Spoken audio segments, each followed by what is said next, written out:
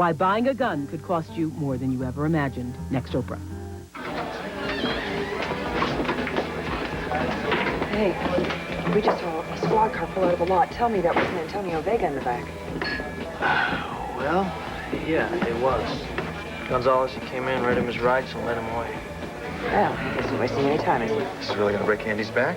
Yeah, tell me about it. Andy and this guy Antonio, I take it they're pretty close. Antonio was working with Andy to try and catch the cops who've been filling guns in Angel Square. And that's why she feels like every time Antonio gets in trouble, it's her fault. Well, it's not. Manzo's the one that set her up, and he's the one that got her convicted for something he did. Just take it. No, she should have nailed that scum the minute she saw him with the guns. That's right, just like 20 minutes alone with that guy. Oh, for goodness sake, beating the pulp out of Manzo wasn't going to free Andy. But don't worry, something tells me that his days of freedom are numbered.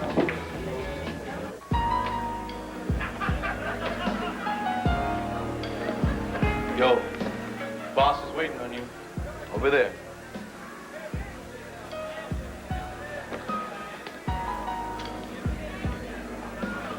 Oh, wow. Look who decided to show up. Next time you want me, don't send that greaseball, all right? Would you rather I call police headquarters? What do you want, RJ? My, we are in a mood, aren't we? Here, I'm all ready to celebrate. I thought we'd have a little toast in honor of today's verdict. I want to hear all about how little Andy Harrison was convicted as the dirty cop. Yeah, well, have a drink for me, okay? I got better things to do. No. No, you don't. You work for me now, Manzo, remember? And when I offer one of my boys a drink, he damn well better take it.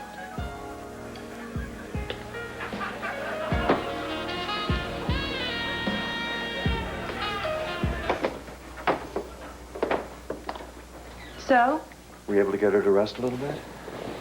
Yes, she's lying down, but she wanted me to get her some orange juice. I know where it is. Excuse me. Well, that was really quite a scene at the hospital with Marty Saybrook. Yes. Blair was very hysterical.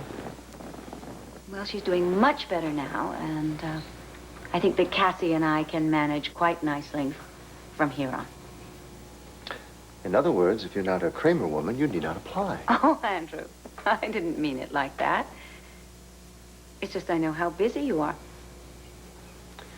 I'm very concerned about Blair, Dorian. The sudden calm that came over her. Her insistence that Todd is not dead. Yes, she does seem to be clinging to the fact that his body wasn't recovered. That's because he isn't dead. Excuse me, but you promised you would stay in called bed. the airport and made arrangements to have the jet fueled up. What? And where do you intend to go? I'm going to Ireland to find my husband and Marty's friend. Maybe then I'll find out what really happened over there. Patrick.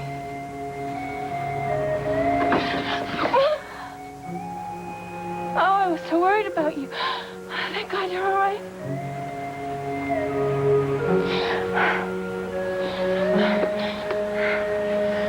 Seeing your sweet face like this almost makes me want to believe like those last 24 hours was just one long, bloody nightmare. Come in. Give me your coat. You must be exhausted.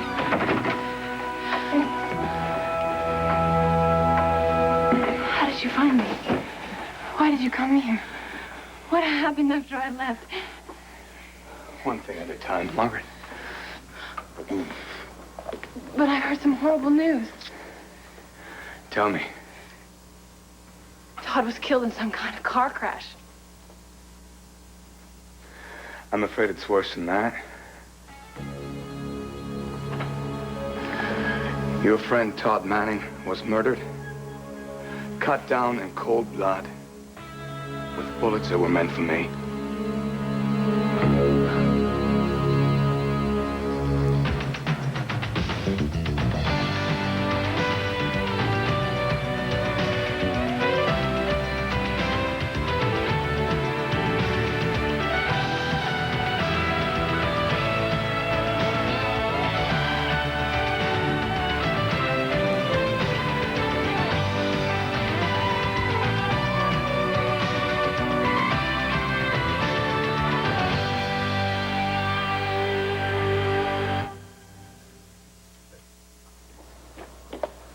shots, Jeff?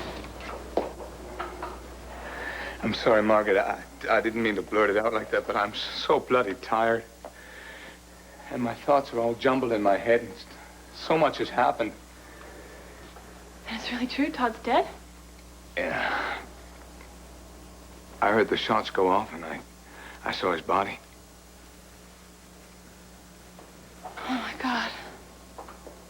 I don't know what you ever did for your friend, but that boy was bound and determined to help me no matter what. Simply because you asked him to. Why? Why'd he have to die? What happened? He and I were sitting in the inn, waiting for the helicopter, and Ivers and Maxwell walked in. And Todd helped to hide me until they were gone, and I told him that they were going to be back because they were looking for me. And I think that's when he had the idea of playing the decoy. I told him no. I said it was dangerous, but that boy was determined. He was a stubborn bloke about it. And finally, he knocked me halfway across the bar so I couldn't be grabbing at him. And the next thing I know, he's walking out the door, wearing my coat, pretending to be me. Ivers and Maxwell thought that Todd was you? Yeah. They were gonna shoot you? Oh, my God. Oh, poor Blair. Blair, I can understand why you want to go to Ireland, where all this happened. But this has been a very emotional day, both for you and for your baby. I'm fine. We're fine. Okay, maybe you are, but I just don't think you should make decisions that you're going to regret later on. Just give it a day or two until the Irish police have a chance to get some more information and you get over this initial shock. I am over it, all right, and as far as the baby's concerned, she's fine. And so will her daddy when I find him and bring him home. Blair, please, just listen to Look, some Andrew, reason. please, you listen to me, all right? I have to go. I agree with Blair. Thank you, Cassie. Well, sweetheart, if I were Blair and you were missing, I wouldn't waste 1 minute waiting to find you. I couldn't agree more. So I think we better get to the airport just as soon as possible.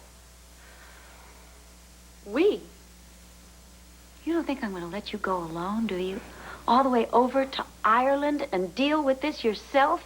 Mm-mm.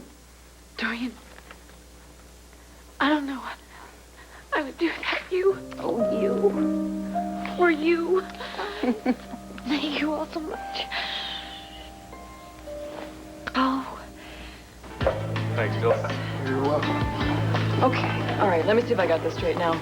Nora Buchanan, the woman who defended Annie Harrison, used to be married to the district attorney, Hank Gannon, who prosecuted Annie Harrison.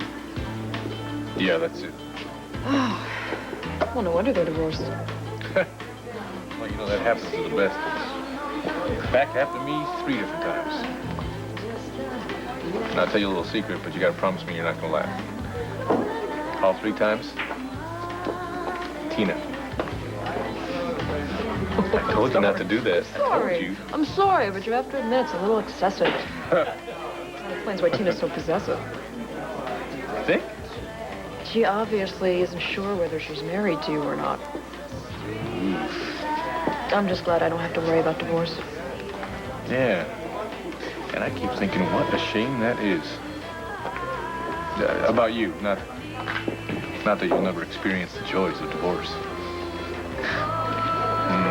So you're gonna file for an appeal tomorrow? First thing in the morning.